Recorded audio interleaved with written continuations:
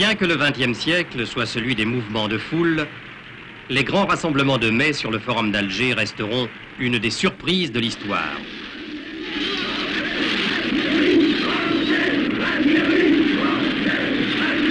Ce phénomène collectif sans précédent qui s'étendit bientôt à l'ensemble du pays, et surtout cette participation des musulmans qui depuis 4 ans se cantonnaient dans la réserve, ont provoqué dans le monde un tel étonnement que les observateurs crurent d'abord à un enrôlement contraint et forcé. Mais devant cette levée en masse, les plus sceptiques durent se rendre à l'évidence. Le mouvement algérien n'était plus seulement le sursaut patriotique des Européens se croyant menacés d'abandon, il devenait aussi la manifestation d'espoir des musulmans libérés de la peur. La révolution algérienne eut sa nuit du 4 août. Les Européens firent abandon de leurs privilèges et, dans cette fête de la fédération permanente, les mots égalité, fraternité, justice revenaient sans cesse. Pour la première fois, un choc psychologique mettait si étroitement en contact Européens et musulmans que la fusion apparaissait possible.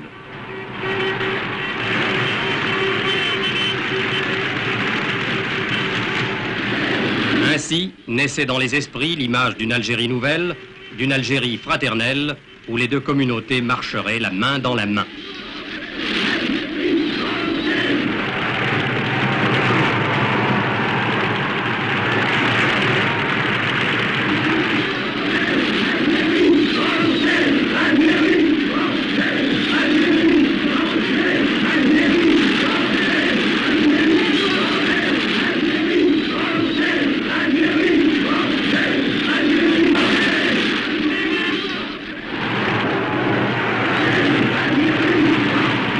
Les femmes ne furent pas les dernières à se mêler à ce courant irrésistible.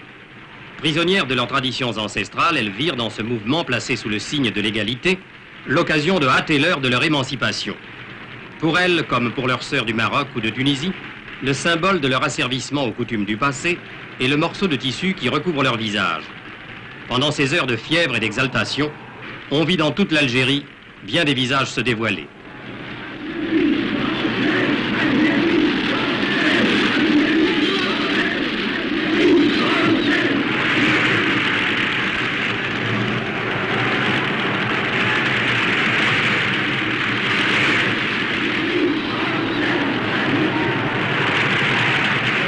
Pendant des jours et des jours, le Forum d'Alger fut une sorte d'immense creuset bouillonnant où des éléments de nature différente entraient en fusion sans que l'on pût savoir ce qui résulterait de cette synthèse.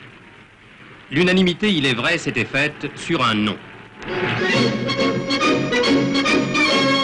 Pour les Européens, Charles de Gaulle est l'homme du 18 juin, le soldat qui a refusé de baisser le front devant l'adversité. Pour les musulmans, c'est le général victorieux, qui symbolise la force de la France et aussi son libéralisme, car ils n'ont pas oublié les promesses de Brazzaville. C'est le héros digne de prendre place dans les mythes poético-révolutionnaires de la légende arabe. Pour tous, c'était l'homme capable d'unir les deux communautés dans la paix aussi étroitement que l'avaient été dans la guerre les compagnons d'armes européens et musulmans.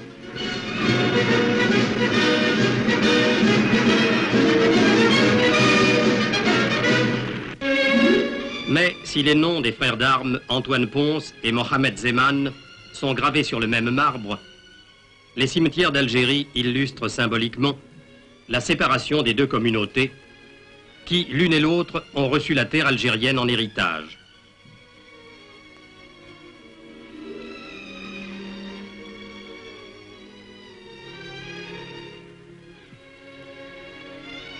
Jusqu'ici, la fusion totale n'a jamais pu s'accomplir. Et pourtant, la cohabitation n'a jamais soulevé de problème. Le mot ségrégation n'est pas français. En Algérie, les scènes de la vie quotidienne donnent l'apparence d'une interpénétration si étroite des populations qu'un observateur superficiel imaginerait mal qu'un fossé ait pu se creuser entre elles. De même, les écoles fournissent des preuves si évidentes de l'égalité des écoliers de toute race que les images les plus naturelles ont l'air d'illustrer des thèmes de propagande. Et pourtant, entre les deux communautés, une inégalité fondamentale existait. L'histoire de l'Algérie est bien connue. Pays pauvre, habité au siècle dernier par une population réduite et disparate, acharnée à tirer une maigre subsistance d'un sol ingrat. La mise en valeur de ce pays déshérité a exigé un important apport de capitaux et de techniciens, qui fut l'œuvre des Européens. Il s'est passé ici ce qui se passe dans tous les pays vivant dans un régime d'économie libérale. En contrepartie de leur apport, les Européens acquirent une condition supérieure à celle des musulmans. Si tous les Européens n'étaient pas de riches colons et tous les musulmans de pauvres fellahs, personne ne conteste que le standard de vie des premiers était supérieur. Leur horizon n'était pas celui de la Casbah ou des bidonvilles, et, jusqu'à une date récente, on comptait bien peu de locataires musulmans dans les beaux immeubles d'Alger. Mais on peut à cette inégalité trouver bien d'autres causes. Paradoxalement, le développement de l'hygiène et de l'assistance médicale est une de ces causes. La population musulmane est passée de 2 à 9 millions d'âmes en un siècle. Il eût fallu qu'à cet accroissement démographique exceptionnel correspondît un développement économique parallèle. La pauvreté du pays ne l'a pas permis. À ce déséquilibre s'ajoutaient encore les discriminations qu'entraînait inévitablement dans la vie quotidienne le respect des gouvernements français pour les croyances et les coutumes.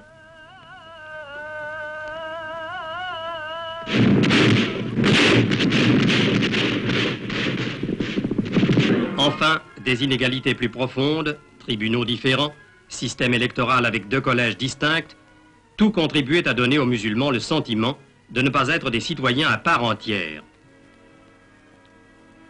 La rébellion qui depuis 4 ans déchire ce pays a trouvé là un de ses prétextes et sans doute le principal. L'objectif des forces militaires est donc d'enlever à cette rébellion toute raison d'être en multipliant les efforts pour rapprocher les 2 communautés. Il est à peine nécessaire de rappeler les actions entreprises dans le bled par les officiers des sections administratives spécialisées.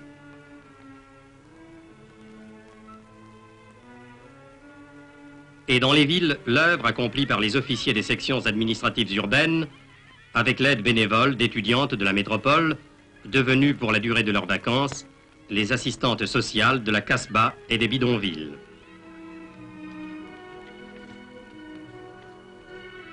Tous ces contacts directs, tous ces conseils, tous ces rapports humains et déjà fraternels ont sans doute contribué à créer un climat moral propice à la réconciliation.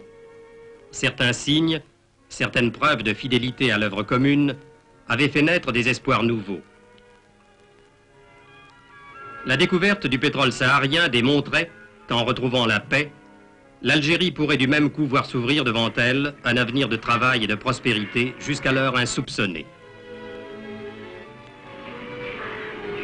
L'importance de cet apport saharien, qui pouvait bouleverser l'économie du Maghreb, de l'Afrique et peut-être même de l'Europe tout entière, n'avait pas échappé à l'homme qui, quelques mois plus tard, devait, sur cette même terre, découvrir une flamme immense sortant de toutes les âmes.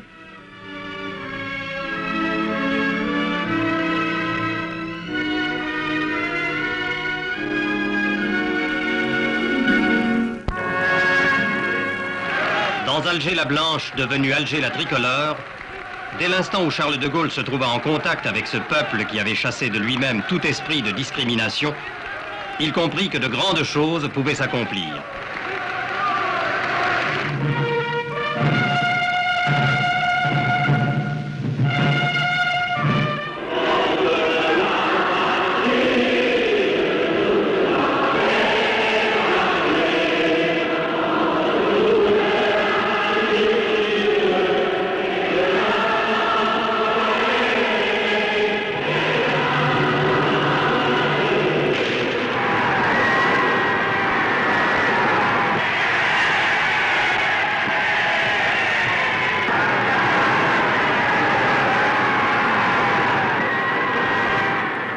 La France considère que dans toute l'Algérie, il n'y a qu'une seule catégorie d'habitants.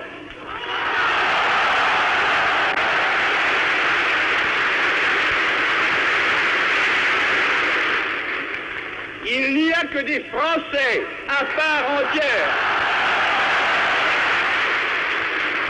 Des Français à part entière avec les mêmes droits et les mêmes devoirs.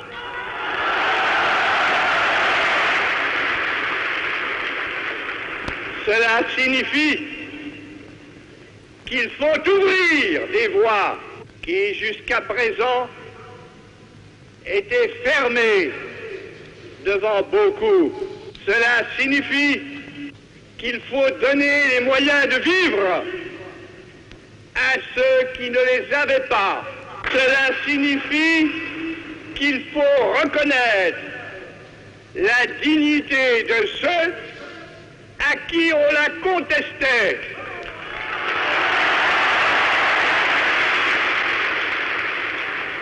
Cela veut dire qu'il faut assurer une patrie à ceux qui pouvaient douter d'en avoir une.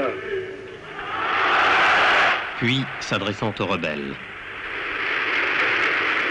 Moi, De Gaulle, à ceux-là, j'ouvre la porte de la réconciliation.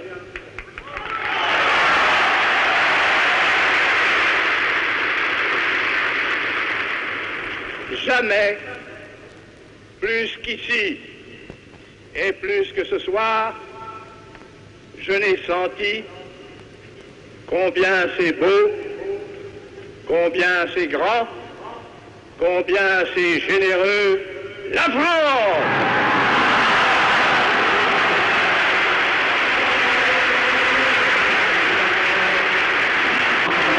Vive la République!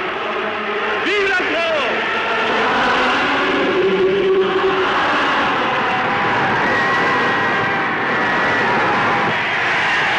Tout au long du périple algérien qui allait successivement le conduire à Constantine, à Beaune, à Oran, à Mostaganem, le général de Gaulle devait vérifier l'importance de la participation musulmane au mouvement déclenché par le choc des événements de mai.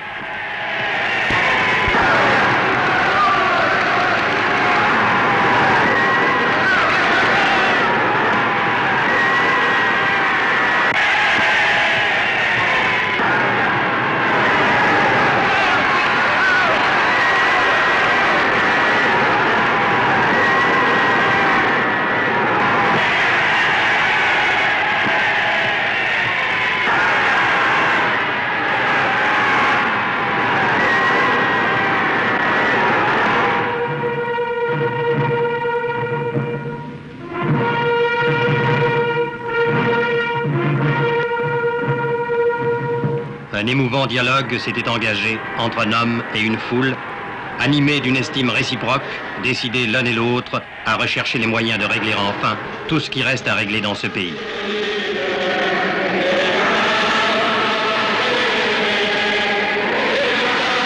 Mostaganem fut la dernière étape du voyage, et nulle part ailleurs on n'avait vu autant de burnous dans les foules rassemblées autour du président de Gaulle.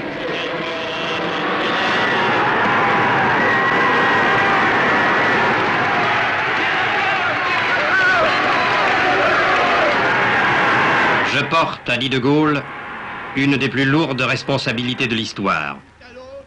Cependant, partout en Algérie, l'unanimité fut telle que la formule désormais célèbre « 10 millions de Français » devenait un but accessible. 10 millions de Français.